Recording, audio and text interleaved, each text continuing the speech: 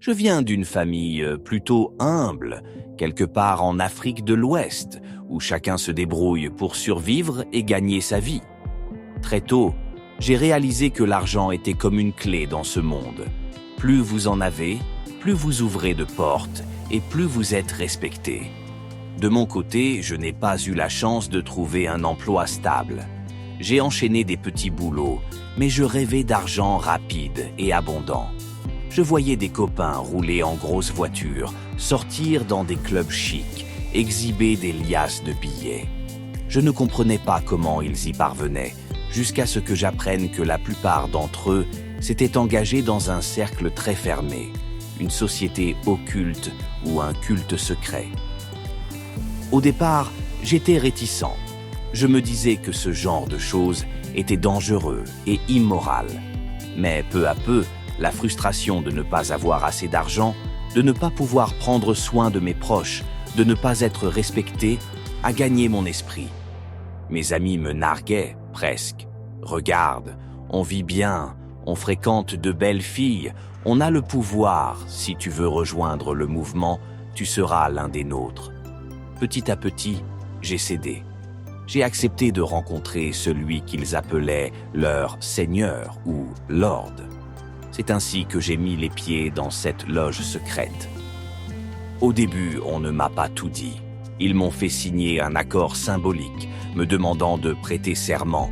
Ta vie nous appartient. Tu suis nos ordres et tu reçois en échange de la richesse.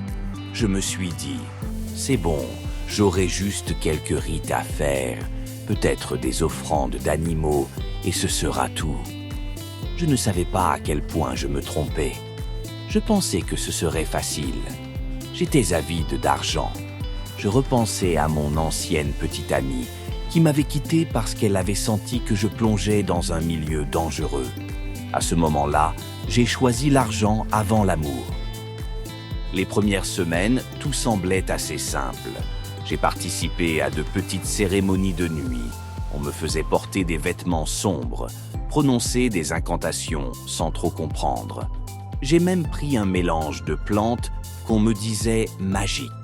Mes frères du culte me promettaient « Bientôt, tu verras la différence, l'argent va couler ». Or, rien de tel n'arrivait. J'étais en attente d'un grand événement qui devait changer ma vie. Parfois, on me conviait à des fêtes secrètes dans des maisons isolées où l'on buvait, on dansait et on me faisait répéter que ma loyauté devait être totale.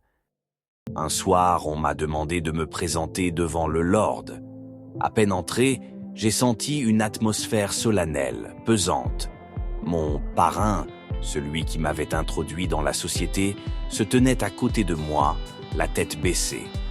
Le Lord m'a regardé et m'a dit « Tu veux vraiment la richesse, le pouvoir? Es-tu prêt à tous les sacrifices ?» Je me suis senti un peu mal à l'aise, mais l'envie d'argent l'emportait. J'ai répondu « Oui, je suis prêt à tout. » Il a opiné, puis m'a désigné. « Alors tu devras accomplir un acte très spécial. » Je me demandais de quoi il parlait. C'est alors qu'il m'a posé des questions sur ma famille. « As-tu une sœur? Où vit-elle? Quel âge a-t-elle » J'ai répondu, surpris. J'ai dit « Oui, j'ai une sœur cadette. » Le Lord a alors affirmé « Pour que la richesse se manifeste dans ta vie, tu auras à coucher avec ta sœur. » J'ai cru halluciner. Je me suis récrié. « Hein? Comment je pourrais faire ça? C'est ma propre sœur. » Ils m'ont répondu que dans ce culte, chacun doit se salir pour prouver qu'il est capable d'aller jusqu'au bout. Au début, j'ai tenté de protester, mais ils m'ont dit « Si tu refuses, ta vie sera menacée et tu n'obtiendras jamais la richesse. » J'ai passé des jours à tergiverser. Je songeais à quitter le culte, mais mes amis me répétaient « On ne sort pas aussi facilement, c'est la mort assurée. » De plus, j'étais déjà engagé, j'avais prêté serment, j'avais peur. Finalement, j'ai cédé. On m'a donné de la poudre à mettre dans la nourriture ou la boisson de ma sœur pour la rendre docile, inconsciente. On m'a aussi donné un tissu noir avec lequel j'étais censé l'essuyer après l'acte, pour le rituel. Je me sentais dans un cauchemar, mais j'avançais par automatisme, comme si j'étais possédé par l'idée d'obtenir de l'argent. Ainsi, j'ai commencé par endormir ma sœur. Je glissais la poudre dans ses repas, et le soir, quand tout le monde dormait, je profitais de cet état de faiblesse. Je n'ose même pas décrire les détails. C'était horrible, contraire à toute morale. Mais je me disais, après quelques fois, j'aurai l'argent et je pourrai arrêter. Je ressentais du dégoût pour moi-même. Elle ne se rendait compte de rien. Ou alors, elle avait des soupçons, mais elle ne m'a jamais accusé formellement. Au bout de 2 mois, rien ne s'était produit. Pas de gain d'argent, pas de miracle. Je suis retourné voir mes supérieurs dans la secte. Ils m'ont expliqué que pour que la richesse se débloque, ma sœur devait tomber enceinte de moi. Cette phrase m'a achevé. Je me suis récrié. Comment ? Il faut vraiment qu'elle soit enceinte ? Ils ont confirmé. C'est la condition.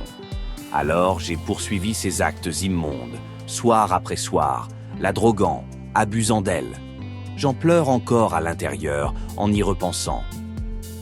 Au bout d'environ 10 semaines, j'ai remarqué que ma sœur vomissait le matin, qu'elle avait des nausées. Elle ne comprenait pas la cause, pensant à un simple malaise. J'ai fait un test de grossesse en cachette et il s'est avéré positif. Je l'ai annoncé à la secte, croyant que cette fois, je verrais enfin tomber la manne financière, que j'aurais réussi l'épreuve. Mais là, ils m'ont dit de passer à la phase suivante. Dès qu'elle sera enceinte, tu devras provoquer la fausse couche afin de récupérer le fruit dans une calebasse. J'étais sidéré. Je ne savais même pas comment m'y prendre. Ils m'ont remis un nouveau mélange en précisant « Quand tu coucheras avec ta sœur, tu l'enduiras de ce produit. Ça fera descendre la grossesse et tu recueilleras le sang dans la calebasse. » Je me souviens avoir failli m'évanouir en entendant ça. Mais j'étais déjà prise au piège. Ma peur d'être éliminée par la secte l'emportait sur tout le reste. Je suis donc rentré, l'âme en peine, et j'ai exécuté cet ordre atroce. Ma sœur a perdu le fœtus. Elle a énormément saigné. Je l'ai emmenée à l'hôpital, prétendant que je ne savais pas ce qui s'était passé. Malgré toute cette cruauté, je n'ai pas vu l'argent affluer comme je l'espérais. Il y avait bien quelques signes.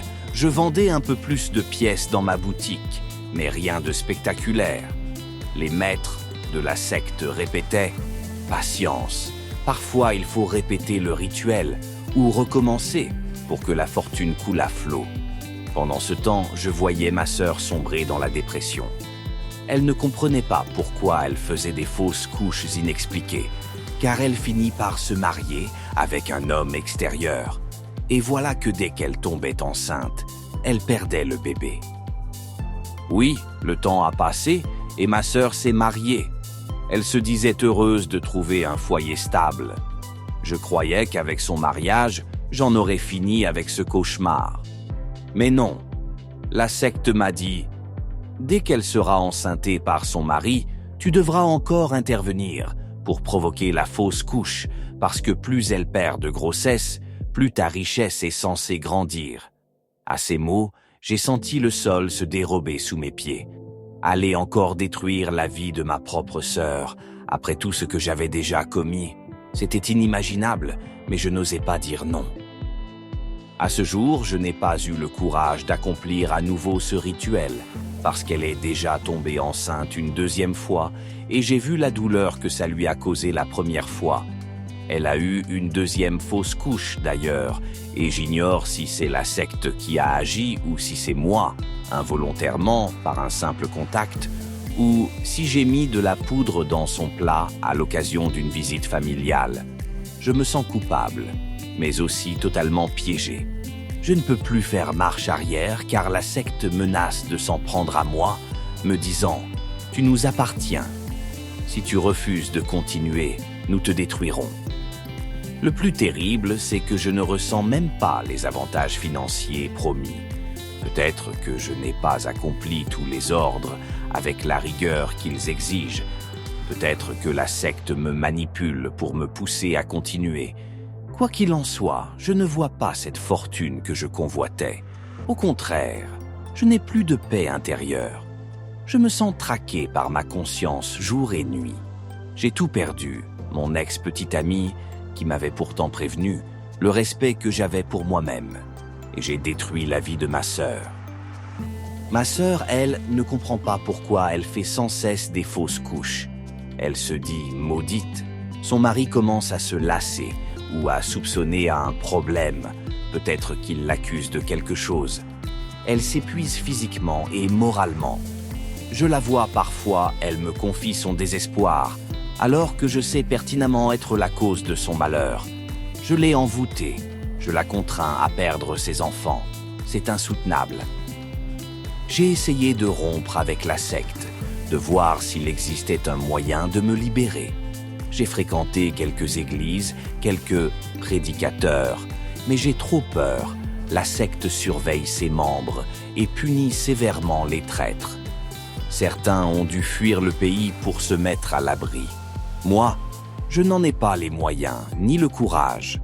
Je songe parfois à avouer toute l'histoire à ma sœur, lui dire que c'est moi qui suis à l'origine de ces fausses couches. Mais comment oser lui révéler une telle atrocité? Serait-elle capable de me pardonner? J'en doute. Je suis donc venu témoigner ici, espérant qu'un conseil, un soutien, un miracle puisse se présenter. Je sais que j'ai commis l'impardonnable. J'ai couché avec ma propre sœur, je l'ai mise enceinte, puis fait avorter dans des conditions rituelles, tout ça dans l'espoir d'avoir de l'argent facile. J'ai en plus condamné ses grossesses futures, puisqu'à chaque fois qu'elle tombe enceinte, la secte exige que le fœtus serve encore pour mes rituels. Je ne veux plus poursuivre dans cet enfer, mais je suis pris au piège. À ceux qui liront mon histoire, je veux dire, prenez garde aux promesses de richesse de ces sociétés occultes. Il n'y a pas de formule magique, seulement des sacrifices innommables qui vous hanteront toute votre vie. Personnellement, je vis dans la peur, le remords. Je ne dors presque pas. Je redoute le jour où ma sœur découvrira la vérité. Je m'en veux atrocement d'avoir troqué l'amour familial contre un mirage. Je supplierai n'importe quel guide spirituel, pasteur, imam, prêtre, marabout pacifique, exorciste ou toute personne de m'indiquer un chemin pour me libérer. Je veux aussi libérer ma sœur de ce sort qui la poursuit. Je sais que certains me diront « Tu récoltes ce que tu as semé, tant pis pour toi ». Je ne peux pas les contredire, j'ai clairement fauté. Mais j'ai encore un reste d'humanité qui me pousse à chercher une issue. Peut-être que quelqu'un qui a vécu une histoire similaire sait s'il existe une délivrance possible. Dois-je fuir à l'étranger, me livrer à la police et avouer ce que j'ai fait? Mais j'ai peur de tout perdre, ma vie, ou même de me faire tuer par la secte. Et ma sœur pourra-t-elle jamais recouvrer une vie normale? Voilà où j'en suis. Je n'attends pas qu'on m'excuse, mais au moins qu'on me dise s'il existe une lueur d'espoir et comment m'y prendre pour briser cette malédiction que j'ai moi-même initiée.